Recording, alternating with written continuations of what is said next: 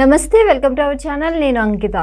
కాదంబరి జేత్వాని కేసులో ముగ్గురు ఐపీఎస్లు అయితే అరెస్ట్ అయ్యే అవకాశం ఉందని తెలుస్తుంది. సో అయితే విచారణ అధికారి శ్రవంతి రాయ్ అయితే విచారణ కొనసాగిస్తున్నట్లు తెలుస్తుంది. సో ఇదే టాపిక్ పైన డిస్కస్ చేయడానికి నాతో పాటు సీనియర్ జర్నలిస్ట్ సిఎస్ఆర్ ఉన్నారు. ఆయనతో మాట్లాడదాం. Hi sir. Hello sir, Jethwani కేసులు ఇప్పుడు చూసుకుంటే ముగ్గురు ఐపీఎస్లు అరెస్ట్ కాబోతున్నారని తెలుస్తుంది. సో మరి శ్రవంతి రాయ్ విచారణ ఎంత తొందరగా చేపడుతున్నారు? అసలు నిజంగానే వీళ్ళని అరెస్ట్ చేసే సూచనలు ఏమైనా కనిపిస్తున్నాయా? సో డెఫినెట్గా కొన్ని ఆధారాలు అయితే సేకరిస్తున్నారు. ఇప్పటికే ఆ కేసుకు సంబంధించి ఇన్వాల్వ్ అయినటువంటి సిఐని ఎస్ఐని ఇద్దరిని సస్పెండ్ చేయడం జరిగింది. ఇక్కడ సస్పెండ్కి గురైనటువంటి వాళ్ళు లేదా ఆ రోజు టీంలో ఉన్నటువంటి వాళ్ళు ఎవరైతే ఉన్నారో వాళ్ళు కొంతమంది అప్రూవల్గా మారారు. ఆ రోజు ఏం జరిగింది అనేది ఇన్వెస్టిగేషన్లో పూర్తిగా చెప్పేశారు అనేది ఇప్పుడు అప్డేట్. ఈ అప్డేట్ని బేస్ చేసుకుంటే కనుక ఆ ముగ్గురు ఐపీఎస్ అధికారులని ఖచ్చితంగా డిస్మిస్ చేసేటువంటి అవకాశం లేదంటే సస్పెండ్ చేసేటువంటి అవకాశం ఉంది అని చెప్పి తెలుస్తుంది. ఎందుకు ఆ ముగ్గురు ఐపీఎస్లు ఎవరు అని అంటే కాదంబరి జత్వాని కేసులో మొదటి నుంచి కూడా ఆవిడ ఆరోపిస్తుంది దాని ప్రకారం ఆ రోజున ఆమెను అరెస్ట్ చేసినటువంటి అధికారులు ఎవరంటే Seetharamanjaneyulu, PSR Seetharamanjaneyulu intelligence chief, అలాగే విజయవాడ సిపి కాంతిరాణ తాత, అలాగే డీసీపీ విశాల్ గున్ని. వీళ్ళ ముగ్గురు పేర్లు ఆవిడ చెప్తున్నారు. ఆవిడ కంప్లైంట్ కూడా ఇచ్చారు. ఆ కంప్లైంట్కి సంబంధించి ఎఫ్ఐఆర్ కూడా చేశారు. ఎఫ్ఐఆర్ చేసిన తర్వాత ప్రాథమికంగా విచారణ చేసిన తర్వాత ఆ కేసుకు సంబంధించి రీఇన్వెస్టిగేట్ చేయడానికి మళ్ళీ ఇన్వెస్టిగేషన్తో పాటు సీన్ రీకన్స్ట్రక్షన్ అంటారు. ఇన్వెస్టిగేషన్లో భాగంగా సీన్ రీకన్స్ట్రక్షన్ చేస్తారు. అదంతా చేయడానికి ఆ బాధ్యతను మొత్తం శ్రవంతి రాయ్ అనేటువంటి ఒక పోలీస్ ఆఫీసర్కి అప్పచెప్పారు. ఆవిడ నిరంతరము ఆ కేసు మీద మొత్తం మూలాలను తవ్వి తీస్తూ ఉన్నారు. అసలు ఆ రోజు ఏం జరిగింది ఏంటని. అందులో భాగంగా ఒక కీలకమైనటువంటి పాయింట్ని ఆవిడ ఐడెంటిఫై చేశారు. ఏంటంటే ఫిబ్రవరి 3వ తారీఖునో ఏమో 2 కానీ 3 కానీ ఫిబ్రవరి 2వ తారీఖునో 3వ తారీఖునో కాదంబరి జత్వానీని ముంబై నుంచి తీసుకురావడానికి వాళ్ళు ప్లాన్ చేశారు. అంటే ఒకరోజు ముందే టికెట్స్ని బుక్ చేశారు, ఫ్లైట్ టికెట్స్ అనేది ఇన్ఫర్మేషన్. అప్పటికి ఫిబ్రవరి 1 అనుకోండి. ఫిబ్రవరి 1వ తారీఖుకి ఈ కుక్కల విద్యాసాగర్ రావు అనే అతను కంప్లైంట్ చేయలేదు. ఈ కేసుకు సంబంధించి అఫీషియల్గా ఫైల్ లేదు. కానీ 2వ తారీఖుకి వచ్చేటప్పటికి దీనికి సంబంధించినటువంటి ఈ ఫ్లైట్ టికెట్లు ఇవన్నీ బుక్ అయిపోయినాయి. 3వ తారీఖు కేసు ఫైల్ అయింది. 3వ తారీఖు కంప్లైంట్ చేశారు. కంప్లైంట్ చేసిన వెంటనే మరుక్షణమే దాన్ని ఎఫ్ఐఆర్ చేశారు. 3వ తారీఖు తీసుకొచ్చారు. ఎవరిని? కాదంబరి జత్వానీని, అలాగే ఆమె కుటుంబ సభ్యుల్ని తీసుకొచ్చారు. ఈ పోలీసులు టీం వెళ్ళి ఎవరు? కాంతిరాణ తాత, విశాల్ గున్ని, సిఐ కొంతమంది, ఎస్ఐ కొంతమంది పోలీసులు, వీళ్ళందరూ వెళ్ళి కాదంబరి జత్వానీని అక్కడి నుంచి తీసుకొచ్చారు. ఆ నుంచి తీసుకొచ్చింది ఎప్పుడు? 3వ తారీఖు ఫిబ్రవరి. వీళ్ళు ఫ్లైట్ టికెట్ బుక్ చేసింది ఎప్పుడు? ఫిబ్రవరి 1వ తారీఖు. కేసు ఫైల్ చేసింది ఎప్పుడు? 3వ తారీఖు. అంటే కేసు ఫైల్ చేయకముందే కాదంబరి జత్వానీని తీసుకురావడానికి ఫ్లైట్ టికెట్ బుక్ చేశారు. సరిగ్గా ఈ పాయింట్ దగ్గరే శ్రవంతి రాయ్ పోలీస్ ఆఫీసరు ఈ ఐపీఎస్లు చేసినటువంటి నిర్వాహకం ఏదైతే ఉందో దాన్ని ఐడెంటిఫై చేశారు.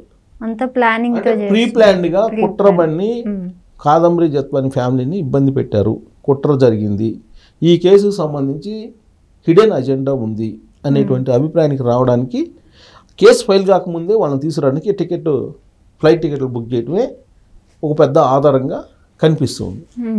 దీంతోపాటు ఆవిడ విచారణలో ఇప్పుడు ఆవిడ బాంబే నుంచి తీసుకొచ్చారు. కాదంబరి జత్వాని వాళ్ళ ఫ్యామిలీ మెంబర్స్ని తీసుకొచ్చారు. ఎఫ్ఐఆర్ అప్పుడే చేసి ఉన్నారు. ఎఫ్ఐఆర్ చేయగానే ఆయన తీసుకొచ్చి విచారించి కోర్టులో సబ్మిట్ చేశారు. కోర్టులో సబ్మిట్ చేసిన తర్వాత రిమాండ్కి పంపించారు. రిమాండ్ నుంచి వాళ్ళని తీసుకురావడానికి ప్రయత్నించింది ఎవరంటే వీళ్ళే. మళ్ళా బెయిల్ మీద తీసుకొచ్చారు. బెయిల్ మీద తీసుకొచ్చి వీళ్ళని ఎక్కడ పెట్టారు? విజయవాడ సమీపంలో ఉండే గెస్ట్ హౌస్లో పెట్టారు.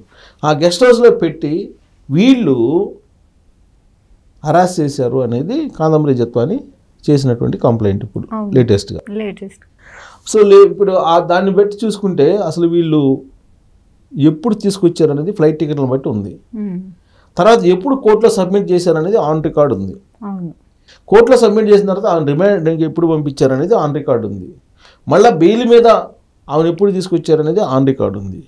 బెయిల్ మీద వచ్చినటువంటి ఆమెని ఎక్కడ పెట్టారంటే గెస్ట్ హౌస్లో పెట్టారు. గెస్ట్ హౌస్లో పెట్టినటువంటి ఆవిడని ఎన్ని రోజులు ఉంచారు అనేది కూడా సీసీ కెమెరాల్లో ఉంటుంది. డెఫినెట్గా సీసీ కెమెరాలు ఉంటాయి కదా, సీసీ కెమెరాల్లో ఉంటుంది. ఇప్పుడు అసలు ఆ గెస్ట్ హౌస్లో పెట్టాల్సిన అవసరం ఉంది.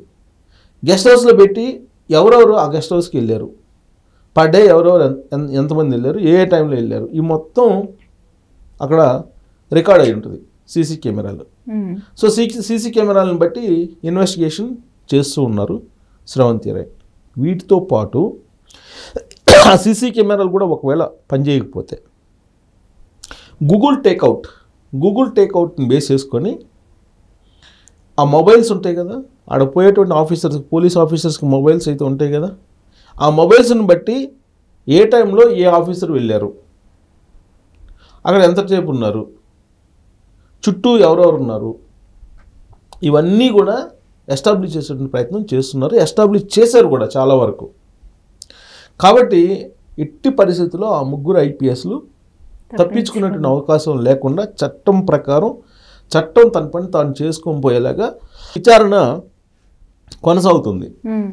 స్రవంతి రాయ్ చాలా పకడ్బందీగా విచారణ చేస్తున్నారు. ఎందుకంటే ఇప్పుడు సోఫిస్టికేటెడ్ హై టెక్నాలజీ వచ్చేసింది. సో హై టెక్నాలజీ వచ్చిన తర్వాత ఎక్కడికి పోరు నిందితులు. ఇప్పుడు ఆమె అరెస్ట్ చేశారని చెప్తున్నారు కదా, అరెస్ట్ చేశారని చెప్తున్నప్పుడు ఖచ్చితంగా అసలు గెస్ట్ హౌస్లో ఎన్ని రోజులు పెట్టారు, పెట్టాల్సిన అవసరం ఏంటి అన్ని రోజులు. సరే పెట్టే వాళ్ళు ఏమంటున్నారు, ఇప్పుడు గెస్ట్ హౌస్లో వాళ్ళే రెంట్కి తీసుకొని ఉన్నారు, అక్కడ వాళ్ళ ప్రాపర్టీస్ని అమ్ముకోవడానికి వచ్చారు ఇక్కడికి అని చెప్తున్నారు. ఇప్పుడు ఆ కుక్కల విద్యాసాగర్ ఏమంటున్నారు, కుక్కల విద్యాసాగర్ రావుకి తర్వాత కాదంబరి జత్వానికి మధ్య ఏదో రిలేషన్ ఉందని చెప్తున్నారు. ఆ రిలేషన్ ఏంటి అనేది కూడా ఎస్టాబ్లిష్ చేయాలిగా. ఆ దిశగా కూడా వాళ్ళు ఇన్వెస్టిగేషన్ చేస్తున్నారు. సో కుక్కల విద్యాసాగర్ రావుకి కాదంబరి జత్వానికి ఎలాంటి రిలేషన్ లేదు అనేది చెప్తున్నారు. పరిచయం అని చెప్తున్నారు తప్పితే అసలు ఏమీ రిలేషన్ లేదని చెప్తున్నారు. అసలు కొంతమంది అయితే ఆవిడెవరో కూడా తెలియదు నాకని ఆయన చెప్తున్నాడు. కుక్కల విద్యాసాగర్ రావు వీళ్ళు పోలీసులు కేసు పెట్టమని పెట్టారు, నాకు సంబంధం లేదని చెప్తున్నారు. ఆ డాక్యుమెంట్స్ కూడా నకిలీ అని చెప్తున్నారు. ఎప్పుడు 2018లో క్రియేట్ చేసి 2018 డేట్ తోటి క్రియేట్ చేసి అంటున్నారు. ఒకవేళ ఆ డాక్యుమెంట్ కనుక నకిలీది అయి ఉంటే దాన్ని బేస్ చేసుకుని కేసు పెట్టినటువంటి వాళ్ళకి ఆ డాక్యుమెంట్ నకిలీది క్రియేట్ చేసినటువంటి ఇంకొక సెక్షన్ కింద మళ్ళీ వీళ్ళకి కొంత మళ్ళీ క్రిమినల్ సెక్షన్స్ పడేటువంటి అవకాశం ఉంది. సో కాబట్టి ఈ మొత్తం కేసు విచారణ దాదాపుగా పూర్తి అయింది. ఏ కోణం నుంచి తీసుకున్నా ఈ ముగ్గురు ఐపీఎస్లు ఇరుక్కునేటువంటి అవకాశం ఉంది. జీవితంలో మళ్ళీ ఇంకొక ఐపీఎస్ ఇలాంటివి చేయకుండా ఉండేలాగా ఈ కేసు ఇన్వెస్టిగేషన్ జరుగుతుంది. దానికి కారణం ఏంటంటే అసలు ఎండ్ పాయింట్కి వెళ్ళాలి. ఎండ్ పాయింట్ ఏంటి, ఆ ముగ్గురు ఐపీఎస్లు ఎందుకు చేయాల్సి వచ్చింది ఈ విధంగా అని అంటే వాళ్ళ బాస్ ఎవరైతే ఉన్నారో వాళ్ళ బాస్గా ఫీల్ అవుతున్నారు, వాళ్ళని పర్మనెంట్ బాస్గా ఫీల్ అయిపోయి అది చేశారు వాళ్ళు. సో వాళ్ళ బాస్ ఎవరైతే ఉన్నారో ఆ బాస్ చెప్పిన డైరెక్షన్ ప్రకారం వీళ్ళు చేశారు. దాని వెనక డీల్ ఎంత పెద్దగా ముగ్గురు ఐపీఎస్లు అధికార దుర్వినియోగం చేసి ఈ కేసుని కాదంబరి జత్వాన్ని తీసుకొచ్చారు బాంబే నుంచి అంటే టేకప్ చేశారు ఈ కేసుని అంటే ఎంత పెద్ద మొత్తంలో వీళ్ళకి అందుండాలి అమౌంట్స్. ఆ అమౌంట్ ఎక్కడికి పోయింది, ఎక్కడి నుంచి వచ్చింది, ఇవన్నీ రావాలి.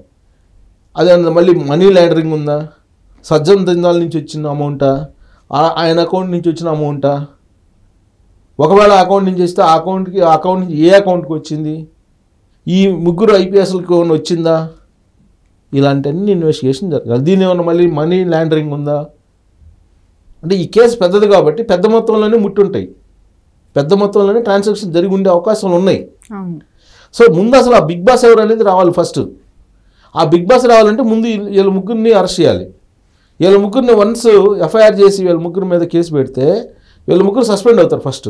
అవును. సస్పెండ్ అయిన తర్వాత ఇన్వెస్టిగేషన్ జరుగుతుంది. ఇన్వెస్టిగేషన్ జరిగినప్పుడు ఈ మొత్తం వ్యవహారం బయటపడుతుంది. బిగ్ బాస్ వ్యవహారం కూడా బయటకు వస్తుంది. అప్పుడు బిగ్ బాస్ వ్యవహారం బయటకు వస్తే అసలు కథ ఉంది. అప్పుడు అంత దూరం స్రవంతి రాయ్ పోలీస్ ఆఫీసర్గా తీసుకెళ్ళాలి.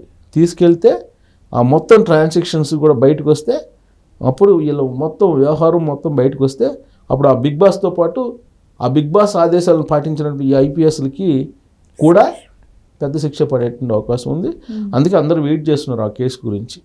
కేసు గురించి చాలా అందరూ చాలా క్యూరియాసిటీగా ఎదురు చూస్తున్నారు. స్రవంతి రాయ్కి కూడా చాలా ఈ ఇన్వెస్టిగేషన్ అనేది ఛాలెంజ్గా కూడా ఉంది ఆవిడకి. మరి ఆవిడ ఇన్వెస్టిగేషన్ కనుక సక్రమంగా చేస్తే ఈ మొత్తం కోణాలన్నీ బయటకు వచ్చే అవకాశం ఉంది.